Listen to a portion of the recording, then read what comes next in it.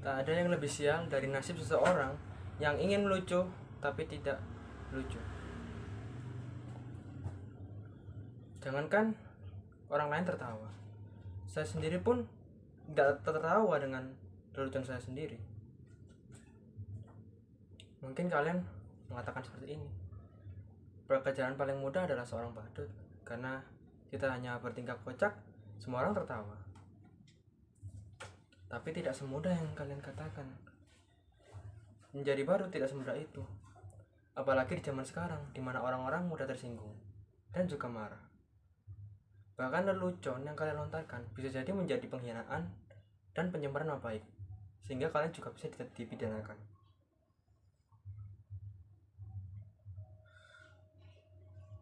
Teman baik saya dipidanakan hanya karena dia membawakan lelucon. Dia bercerita tentang seorang yang memanjat pohon pada jam 10 pagi lalu mengumandangkan azan. Lantas serentak semua orang-orang di kampung mendatangi sumber bunyi. Mereka marah dan menunjuk-nunjuk teman saya yang orang yang sedang di atas pohon kelapa itu. Dasar kafir kau! Turun kau orang aneh! Azan kok jam 10 pagi? Lalu orang yang berada di atas kepala dan di atas pohon kelapa, dia menjawab dengan tenang seperti ini. Hah? Saya kafir. Saya orang aneh. Bukankah itu semua kalian? Jam 4 pagi tadi saya mengumandangkan azan, kalian tidak ada yang datang. Dan sekarang saya mengumandangkan azan, kalian datang semua. Kalian memang kafir dan aneh. Seperti itulah. Lalu dia dipidanakan.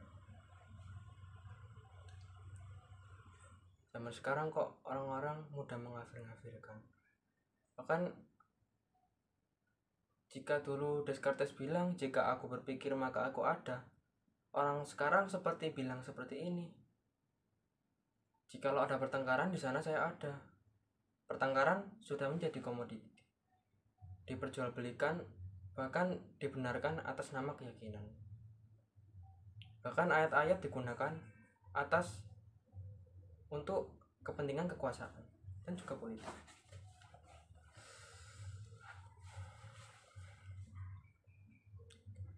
Seperti itulah menjadi badut, sungguh susah.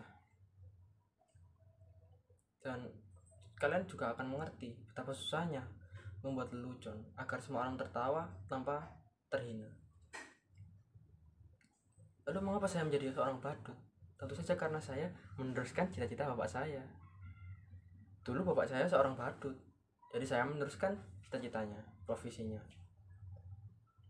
Sekarang kan lagi tren ya, anak mengikuti orang tuanya. Ada yang anaknya mengikuti bapaknya yang dulunya presiden, ada yang bapaknya gubernur, terus anaknya ikut jadi gubernur. Ada juga yang bapaknya wali kota, anaknya juga ikut jadi wali kota. Seperti itulah. Jika dulu badut menjadi salah satu pelawak atau memberi hiburan dan membuat orang semua tertawa, sekarang ada yang lebih lucu daripada badut, yaitu politik. Kamu datang ke sini, kamu lapar, haus? Gak lapar gak haus. Aku kira kamu lupa sama aku. Nah, kamu masih ingat. Lalu kamu kenapa kesini? Hah? Kalian ngajak ya? Jangan kira karena saya badut saya tidak punya pacar. Badut juga bisa falling in love dan juga punya pacar. Seperti ini pacar saya. Namanya Raisa Bayar. Nama panjangnya. Oh, jadi kamu kesini karena rindu? Jangan rindu. Ini tuh berat, biar aku saja. Kamu gak akan kuat. Hah? Raisa. Tadi hanya khayal saya saja. Sungguh sial jadi nasib saya. Sudah badut, jomblo pula, dan berkhayal. Kalian jangan jadi badut, karena menjadi badut itu berat. Biar aku saja, karena kalian gak akan kuat.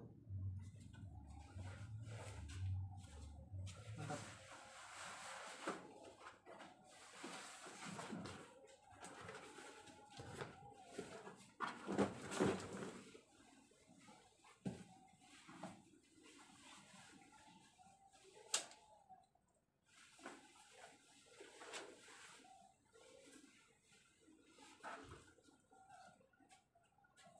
Bagaimana menampilan saya?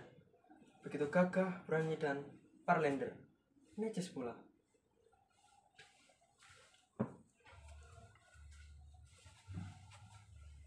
Suatu hari, saya diundang ke suatu kampanye partai. Di sana, saya rasa itu adalah penampilan saya yang paling tolol dan juga aneh.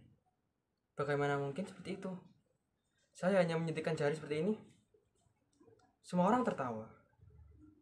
Saya hanya menggoyangkan badan sedikit. Semua orang makin tertawa. Bahkan saya diam. Semua orang makin tertawa dan terbahak-bahak. Sungguh penampilan sangat aneh. Setelah itu, pimpinan partai mendatangi saya, menjabat saya, dan memuja-muja saya. Dia bilang, saya adalah sosok yang karismatik. Dan saya lah ya orang yang cocok atau diperlukan oleh partai. Dia bilang, saya punya kemampuan untuk disukai banyak orang. Dan itulah yang dibutuhkan oleh partai. Jadi saya didaftarkan masuk pilkada, dan saya pun tak tahu apa itu bedanya pilkada dan pilkab. Katanya di zaman sekarang demokrasi membuat seorang pemimpin dipilih bukan karena lantaran kecerdasan ataupun kepintarannya, tapi karena disukai banyak orang. Itulah demokrasi. Orang bilang katanya pilkab tidak boleh buat coba-coba, tapi kalau pilkada boleh buat coba-coba. Itulah makanya kenapa banyak anak pejabat yang ikut pilkada dan lain sebagainya. Dan sialnya lagi, saya menang pilkada.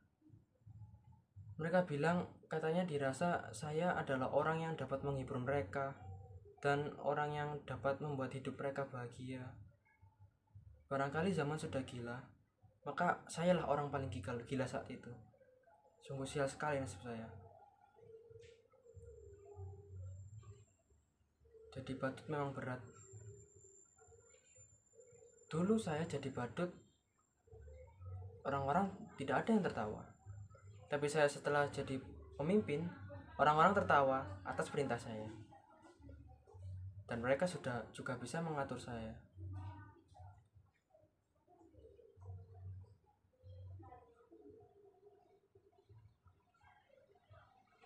Sudahlah, janganlah kalian jadi badut. Karena jadi badut itu sangat berat. Cukup pemimpin saja yang jadi badut.